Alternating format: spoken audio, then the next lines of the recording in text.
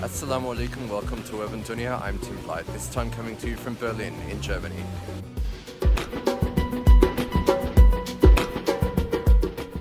Berlin is one of my favorite cities in Europe, and it's easy to see why. It's simply drenched in modern history, which I've loved ever since I studied it at high school.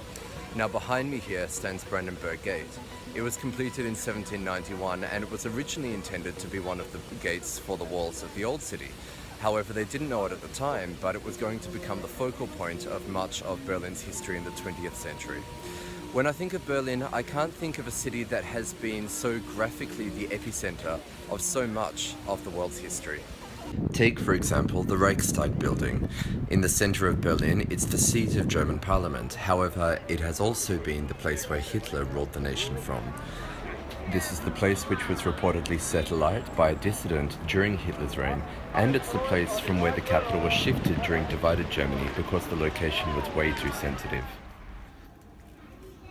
Down the road from Brandenburg Gate stands the intriguing German History Museum, housing hundreds of artifacts from the Nazi era.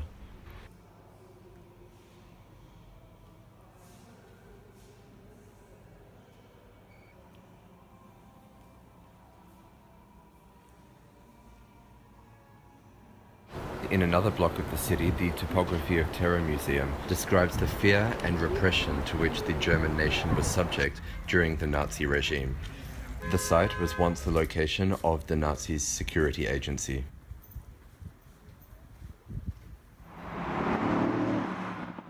Just down the road from Brandenburg Gate stands Bebelplatz, the location of one of the Nazi regime's first book burnings.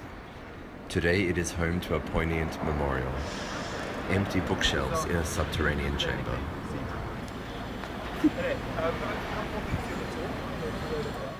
In 1939, the Second World War broke out and the repression of minorities in Hitler's Germany dramatically escalated. The German History Museum houses some artifacts from that era, including the identifying clothes that minorities were required to wear. The Nazi regime's defining moment, however, would come in what became known as the final solution.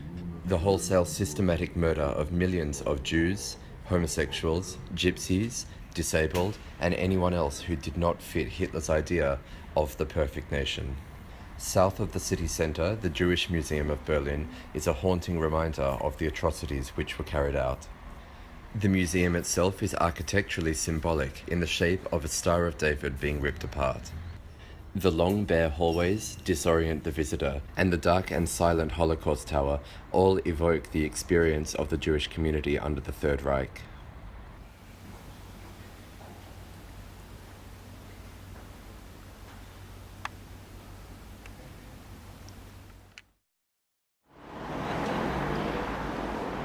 A field of coffins is what came to my mind when I visited the Holocaust Memorial just down the road from Brandenburg Gate and in the heart of Berlin.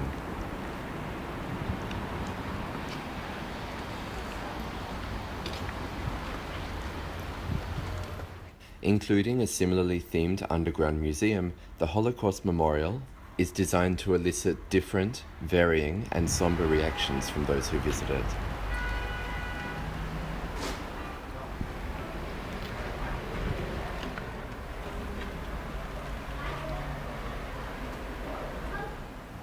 Across the road, a smaller but connected memorial commemorates the homosexuals who lost their lives under the Nazi regime.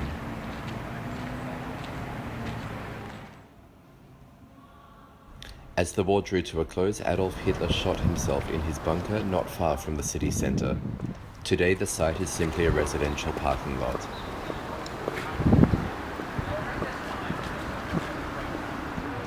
The site is only vaguely marked, perhaps an attempt to avoid affording it pilgrimage status for would-be neo-Nazis. The war was declared over in Europe in May of 1945. However, peace in Berlin would remain elusive for another 46 years. And that's all from Urban Dunya for this time. Thank you very much for watching, but tune in again next time and I'll be taking a look at Berlin during the Cold War and the history that still remains here today. Thank you very much for watching. Don't forget to subscribe and tune in again next time.